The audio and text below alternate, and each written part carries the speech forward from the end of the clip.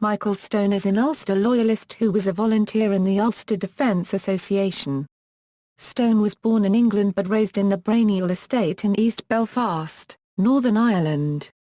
Convicted of murdering 3 people and injuring more than 60 in an attack on mourners at Milltown Cemetery in 1988, he was sentenced to life imprisonment. While in jail, he became one of the leaders of the Ulster Defence Association Ulster Freedom Fighters prisoners. In 2000, Stone was released from prison on licence under the Belfast Agreement and subsequently worked as an artist and writer. In November 2006, Stone was charged with the attempted murder of Martin McGuinness and Gerry Adams, having been arrested attempting to enter the Parliament buildings at Stormont while armed. Stone was subsequently convicted and sentenced to a further 16 years imprisonment. Early life: Stone was born in Harborne, Birmingham to English parents Cyril Alfred Stone and his wife Mary Bridget. Mary Bridget walked out on the marriage soon after Stone's birth and Cyril Alfred enlisted in the Merchant Navy, leaving the infant Michael in the care of John Gregg and his wife Margaret who lived in Ballyalbert. Stone has claimed that he suspects his biological mother may have been a Catholic because of her name but added that he was baptised in the Church of Ireland by the Greggs and as such he is always self-identified as Protestant. Cyril Stone subsequently remarried and had 2 children, Michael Stone's half-siblings, by his second wife Tracy and Terence the latter of whom converted to Buddhism and became a monk in Southeast Asia. The Greggs had 5 biological children with whom Stone was raised and whom he identifies as siblings, a son John and 4 daughters, Rosemary, Colleen, Sharon and Shirley. The Greggs moved to the Braniel estate on the outskirts of Belfast in 1959 due to John Gregg securing employment with Harland and Wolff Shipyard.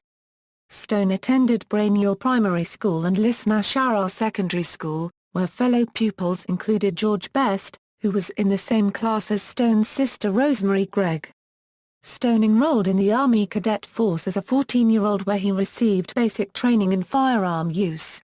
Stone was expelled from school at 15 and a half after a series of playground fights and left Lisnashara with no formal qualifications. He would find work as a hammer boy in the shipyard only a few weeks later. However, he got into a fight with another worker and, following a suspension, resigned his position. Moved to loyalism. In 1970 Stone helped establish a Braniel Street gang, which called itself the Hole in the Wall Gang, and which Stone claims included Catholic and Protestant members.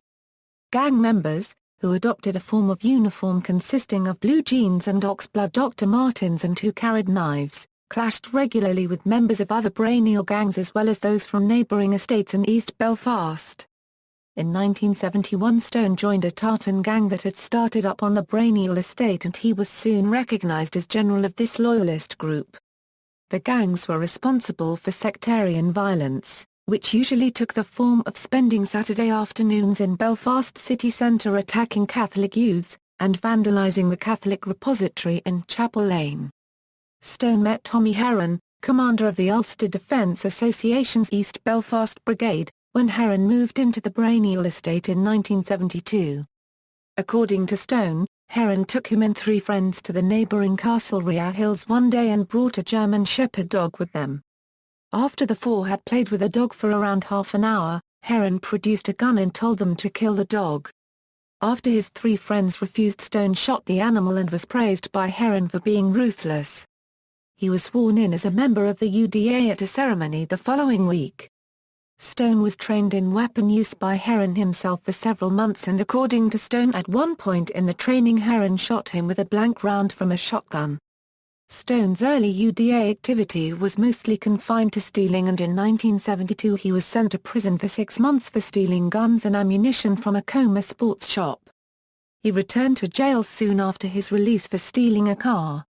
Tommy Heron was murdered, probably by colleagues, soon afterwards and the Braniel UDA went into abeyance. Red Hand Commando. Following Heron's death, Stone withdrew from the UDA and in January 1974 attached himself to the Red Hand Commando, a loyalist group that also operated a Braniel unit under Sammy Cinnamond. According to Stone, one of his earliest duties was acting as a bodyguard to Vanguard Unionist Progressive Party leader Bill Craig. In 1978 the UDA encouraged Stone to join the Royal Irish Regiment at Ballymena in order that he could receive training with anti-tank weaponry, although he did not receive this training and left after 6 months. According to Martin Dillon, Stone also held membership of Tara, an anti-Catholic and anti-communist organisation led by William McGrath, a close associate of RHC leader John McKeag. Dillon also argues that Stone had actually joined the RHC at an earlier date and held simultaneous membership of the other groups, Tara and the UDA. Cross-membership of more than one loyalist group was not unheard of in the early days of the Troubles. Stone became close to John Bingham, the commander of the Ballyslin Ulster Volunteer Force, and the two worked closely on a fundraising drive for their groups. According to Stone, this included a meeting with 2 members of Mossad who wished to provide funding to the UVF. Stone, however, was eager to become more closely involved in killing, and under Cinnamon that was not on the agenda, so he drifted from the RHC. Returned to UDA. In 1984 Stone decided to reactivate his membership of the UDA and contacted Andy Tirry to receive permission. After a brief period with the near-moribund Mid-Ulster Brigade, Stone, who felt he was too well known in East Belfast to rejoin the local brigade, met John McMichael and was soon seconded to his South Belfast Brigade. McMichael soon provided Stone with guns and placed him in a team whose ostensible purpose was to fill McMichael's hit list, a list of high-profile Irish Republican targets the brigadier wanted killed. His first target was Owen Carron, who actually was a high-profile Republican. Stone trailed Carron for several weeks, but on the day he was due to kill the Sinn Féin copyright activist, Stone was tipped off that the Royal Ulster Constabulary knew about the plan and were approaching, so the hit was abandoned. On November 16, 1984, Stone completed his first murder when he shot and killed Catholic milkman Patrick Brady, a man Stone claimed was a member of the Provisional IRA. According to the Conflict Archive on the Internet, although Brady was a member of Sinn Féin Copyright In, he was not in the IRA. This was followed in 1985 by an attempt to kill another Sinn Féin Copyright In activist, Robert McAllister, but on this occasion Stone was unsuccessful. He subsequently killed Kevin McPolin in November 1985 and would also face charges for the murder of Dermot Hackett in 1987. Stone would subsequently admit to killing McPolin but has claimed that he did not kill Hackett but confessed to his murder in order that a young UFF member might escape punishment. Both McPolin and Hackett were uninvolved Catholics. Miltown Cemetery attack. Stone attacked the people attending the funeral which was being held at the Milltown Cemetery for the 3 IRA members killed 10 days earlier in Gibraltar by the Special Air Service in what was termed Operation Flavius. As Danny McCann, C.N. Savage, and Myra Copyright Ad Farrell were being buried, Stone launched a commando-style assault against the mourners with RGD-5 grenades and a semi-automatic pistol. He killed 3 people, including IRA member Kevin Brady, and injured 60 others. Stone was eventually overpowered by infuriated mourners and was then arrested by members of the Royal Ulster Constabulary. He still walks with a slight limp as a result of the dislocated thigh bone he received in the aftermath of the attack. According to Ulster Defence Association member Sammy Duddy, 2 UDA brigadiers from 2 Belfast battalions, fearing IRA reprisals against themselves or the areas they controlled, telephoned the IRA after the Milltown attack, denying knowledge of Stone or his intentions. The 2 brigadiers both claimed that Stone was a rogue loyalist acting without UDA sanction or authorization. Duddy, however, described Stone as one of the UDA's best operators. Stone, who apparently objected to the newspaper's portrayal of him as a mad Rambo-style gunman, also confessed to shooting dead 3 other Catholics between 1984 and 1987. He claimed the victims were linked to the IRA, although it appears that they were unaligned civilians. At his trial he pleaded not guilty, but refused to offer any defense. Convicted of 6 murders, he was sentenced to life imprisonment with sentences totaling 684 years, with a recommendation he serve at least 30 years. While in HM prison Maze, Stone became one of the 5 leaders of the Ulster Defence Association / Ulster Freedom Fighters prisoners. Alongside the other 4, He met Mo Mowlam during the 1998 negotiations between the government and paramilitaries as part of the peace process. The goal was to get the paramilitaries to come to the negotiation table. He also collaborated with Martin Dillon on a book about his life entitled Stone Cold. Release: on July 24, 2000, Stone was released from prison after 13 years under the Good Friday Peace Agreement. Stone had been living in East Belfast, London and Spain with his girlfriend Suzanne Cooper until the events of November 24, 2006. In 2001, Stone and Ms. Cooper exchanged bulletproof jackets as Christmas gifts. Stone has 9 children from his first 2 marriages. Since leaving prison, Stone concentrated on work in the community and being an artist, a hobby he began in the maze. His paintings are vivid and not so much political as topical. They fetch between a few hundred and a few £1,000 each. Stone published his autobiography titled None Shall Divide Us, in which he claimed that he had received specialist assistance from UC operatives in carrying out the cemetery killings. A second book and the auctioning of the jacket he wore at the Miltown Cemetery at a Scottish loyalist club for £10,000 have brought forward legislation to ban former convicted paramilitaries released through the Northern Ireland peace process from profiting from their crimes. In March 2002, it was reported in the Sunday Life that Stone and Cooper had fled Northern Ireland for France following death threats from loyalists opposed to the peace process. The aim of those behind the threats reported as being from the Orange Volunteers was the eventual destruction of the Good Friday Agreement and the end of Northern Ireland's troubled peace process. Following time in Birmingham, Stone returned to East Belfast. Stone was featured in the BBC Two television series Facing the Truth, mediated by Archbishop Desmond Tutu, where he met relatives of a victim of loyalist violence. Sylvia Hackett talked with Stone, who was convicted of murdering her husband Dermot, a Catholic delivery man. Although he previously admitted to the murder, Stone told his victim's widow that he had no direct responsibility, having been withdrawn after planning the attack. At the end of their meeting, she forced herself to walk over to Stone and shake his hand. When he placed a second hand on hers, she recoiled and fled from the room.